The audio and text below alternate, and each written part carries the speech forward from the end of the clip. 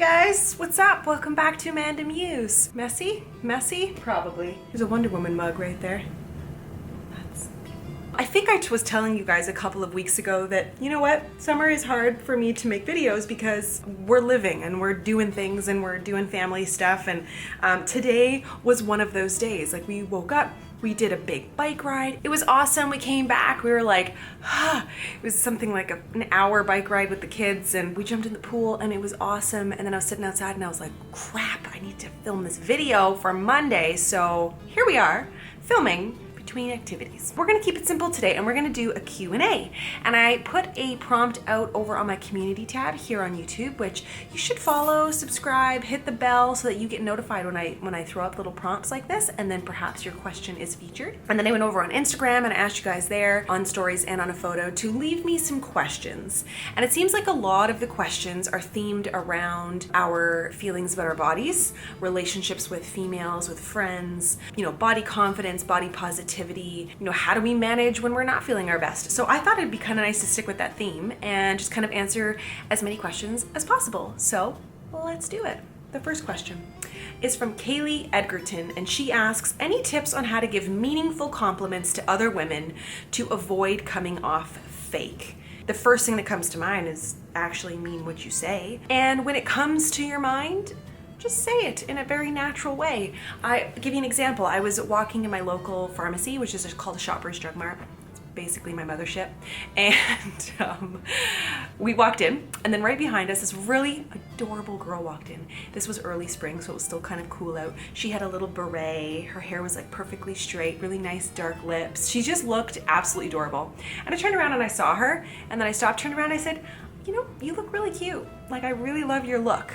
And she was like, thanks. That was it. Doesn't need to be a big display of, like, I don't know, anything. It was just very genuine. It came from a genuine place.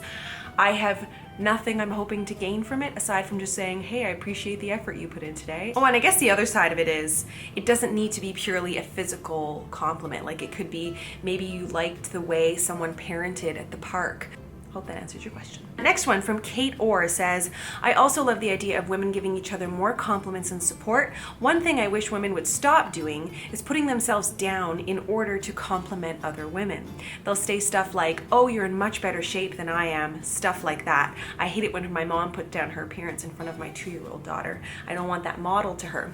Yes, I can remember clearly. It's something that actually embarrasses me. I was on my first baby group walk in Penang, Malaysia.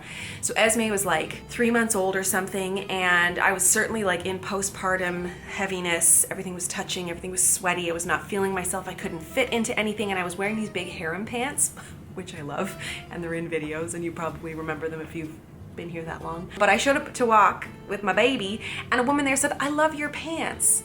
And instead of me just going, thanks, me too, I proceeded to say, it's the only thing that fits, and oh my God, blah, blah, blah, blah, blah, blah. Every damn insecurity just like poured out of me. Now, I will blame it on the fact that I was kind of like lacking in socialization, so I was like pretty low on the social skills situation, but practice responses that make you feel comfortable. Like, thank you. You do not need to reciprocate a compliment. You can just accept it and say thanks and let it resonate and start to build up your confidence to where you feel comfortable complimenting other people, kind of thing. And that, I think maybe what prompted this is I had put a quote up that says, another woman's beauty is not the absence of your own. Like, you can admire another person's beauty and still feel beautiful. Let's see, Jenny Lashani 21 Nails says, or asks, if you had the chance to start over your adult life, is there anything you would change? Yes, the one thing I would change, and it's funny because Dean and I were just talking about this today on the bike ride. He goes, I think you are in better shape now in your, you know, early mid-30s than you were in your 20s. And I said, heck yes I am, because I'm making myself a priority. And I think that I have a tendency, maybe like a lot of people, to be a little on the lazy side. Like, I'd rather just watch TV and put my feet up, which is okay. I'm not trying to shame you if you do that. But I actually thrive when I'm being physically active, when I'm doing stuff. Like, I smile so much, I'm pretty sure I ate like 10 bugs on today's bike ride. Like, I just have the time of my life. And it's important that I make that a priority, and so I am. And so I wish I had thought about those things. Like, I ballroom danced and I did that stuff, but not to the extent that I am making it work right now. Let's see here. Ashley Corrine says, how do you deal with coworkers or friends who have hurt or betrayed you? I want to say I cut them out because mostly I do, but I would say what I do is I practice that old saying of fool me once, shame on you. Fool me twice, shame on me. Like, I should know better. You proved yourself to me. You've shown me your true colors. I should have listened the first time. I find it more difficult with family, but with friends and coworkers, because let me tell you, there's some shady ass people in this industry. Just saying. And I just don't associate with them. I don't put any effort in. If I see people in a public space that I might know, howdy, like I would crossing paths with a person on a bike ride. I am not investing in that person. I am not going to help them. I am not going to waste an ounce of energy because that shit ain't worth it. Arm's length, I want to keep up a barrier, and so I guess the answer to that is boundaries. I have boundaries in place for difficult family relationships, and that to me is how I've been able to preserve certain ones over the years. Now it's better because there's a respect there. It's like muscle memory. I've created a boundary so everybody knows not to cross this way, and I won't cross that way, and it's all good. Same to go with coworkers, especially coworkers. Oh, when you're working in an office environment, and I say that because I have, and there were some toxic ass people that I used to work with. Ageism, sexism, you name it, it was all like thrown at me. Just remember that it's all scenery and you're just passing through, and these toxic people are gonna stay where they are because there's no self-awareness, there's no self-reflection, there's no growth happening there. Just get through a bit. That's it. Kel, okay, this is an interesting Instagram name, but it's like KelDJW. Anyway, any tips on feeling more confident as a person, sharing your ideas and visions with others, just being you without fear of judgment, being confident, but not necessarily about your body. Okay, cool. So I think in terms of being confident in who you are, the first thing that's popping to my mind is surrounding yourself with people who are open to new ideas, who are not looking, basically who aren't toxic. And that is way easier said than done, because a lot of times you have relationships in your life that are not so easy to get rid of, like family ones, work ones, you know, that kind of stuff. So the first thing I think is be aware of who you surround yourself with. Who are you investing your time in? Because that's going to greatly impact your life. The second thing is, are you doing things that are encouraging this type of dialogue that you enjoy? You know? Watch people on YouTube that you like, because that is a community, right? These online communities are valid. Like, if you think about it, I'm here 3 times a week. I'm on Instagram every single day. I talk to you guys every single day. You are as much a part of my life as I am yours, and those relationships are real. So there's that. You know, pay attention to what you're putting in front of your face. Like, what I consume in terms of content is very much in line with how I feel about life, and that helps me feel encouraged and confident in my thoughts, because I'm like, yeah, I'm not alone. You know, if you are the sole co-sleeping, breastfeeding mom in your community, you are gonna feel like a lone wolf. But if you're following a ton of creators online who think the same as you or feel the same as you, or you're in support groups like Facebook groups, you're gonna feel so much more confident about your decision because you're gonna know you're not alone, you know? So I would say, yeah, my first thing is definitely people around you and how that's impacting you, for sure. Joy72. She says, I'd like to ask women who are normal and have normal bodies and how they own it and not get hung up on wobbly bits. I just listened to this really great podcast called Unladylike. I love it. And there was this woman that they were interviewing. I was like laughing. I was crying. It was so funny. She's so funny. And she's a comedian, and she's a woman of color, and she's heavier. She doesn't have that like image of a perfect body. She asked the same question. Like, women will say to her, you're so brave for showing your body online. And she's like, brave? I'm just wearing a goddamn bathing suit and I want to go swimming. Like, that's it. What's the big deal? And I think it really comes down to like, what is your internal dialogue? She spoke about how I think every woman should look in the mirror and be like, damn, love that part. I do that. Sounds crazy. Don't care. I will come out of the shower. I'm just like, ooh, look at those abs. Or your butt is getting nice and ripe because you've been doing squats. Is ripe the right word? Whatever. But you know what I mean? Like, I think you have to go, yes, and just, you know, focus in, kind of like what I was saying earlier about the people you surround yourself with, like your partner, your lover. When you are standing there and you're just like in all your glory, I doubt that person's like, can you fix like that little, if anyone ever said that, you need to rethink your partner.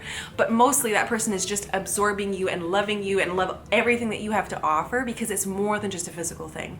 There's so many other amazing qualities that we have that contribute to that. And I say that because when I have female friends, I'm a big admirer of outward physical beauty. I think all of my friends are beautiful in their own way. And I actually find my friends get prettier.